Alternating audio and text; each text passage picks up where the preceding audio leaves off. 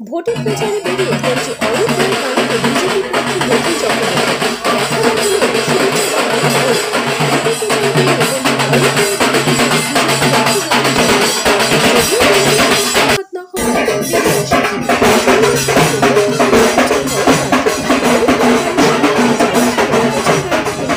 অরূপ রায়ের বাড়িতে চলে যান।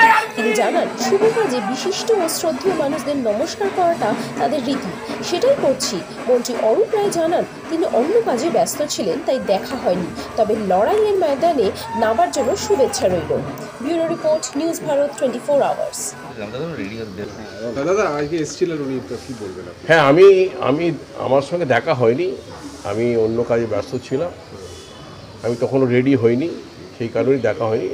সময় মতো হলে নিশ্চয়ই দেখা হতো, আমি 9টার সময় এলে আমার সঙ্গে 100 বার দেখা হতো, তার সঙ্গে দেখা হয়নি। আমি সৌজন্যবোধটাকে সৌজন্যবোধ, শোনো, বাংলার সকলেই সৌজন্যবোধ আছে, আমরাও সৌজন্য বোধে বিশ্বাস করি এবং এটা আমি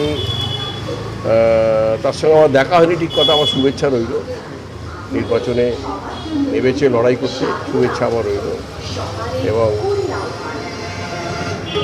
বাংলা সৌজন্যটা আমাদের সবসময় ছিল, আছে এবং থাকবে। সেটা মমতা বন্দ্যোপাধ্যায় দেখিয়েছেন বারবার, একবার নয়। আমরা এখান থেকে তার থেকে শিখেছি, সৌজন্যবোধ আমাদের মধ্যে ছিল, আছে এবং থাকবে। আপনার কাছে আমি তাকে শুভেচ্ছা জানানো, আমার শুভেচ্ছা রইল।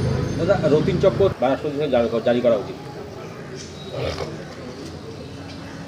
আমাদের ভারতবর্ষের বিভিন্ন রাজ্যে কি হচ্ছে, মণিপুরে কি হচ্ছে, উত্তরপ্রদেশে কি হচ্ছে, কি হয়েছে, হাতরাসে জীবন্ত একটি মেয়েকে, আদিবাসী মেয়েকে পুড়িয়ে মারা হয়েছে, এসবগুলো বলতে গেলে কেন আমি বলতে যাব?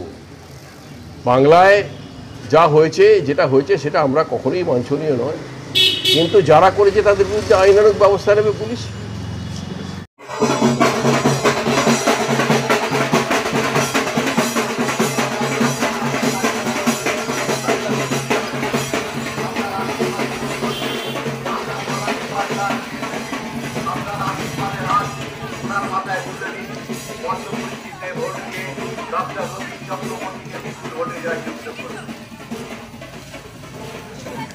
ভারতীয় জনতা পার্টির প্রার্থী হাওড়ার ভূমিপুত্র ডাক্তার রতিন চক্রবর্তী আপনার পাড়ায় আপনার আশীর্বাদ গ্রহণ করতে এসেছে। আপনার আশীর্বাদের হাত ওনার মাথায় তুলে দিন। পদ্মফুল চিহ্নে ভোট দিয়ে ডাক্তার রতিন চক্রবর্তীকে বিপুল ভোটে জয়যুক্ত করুন।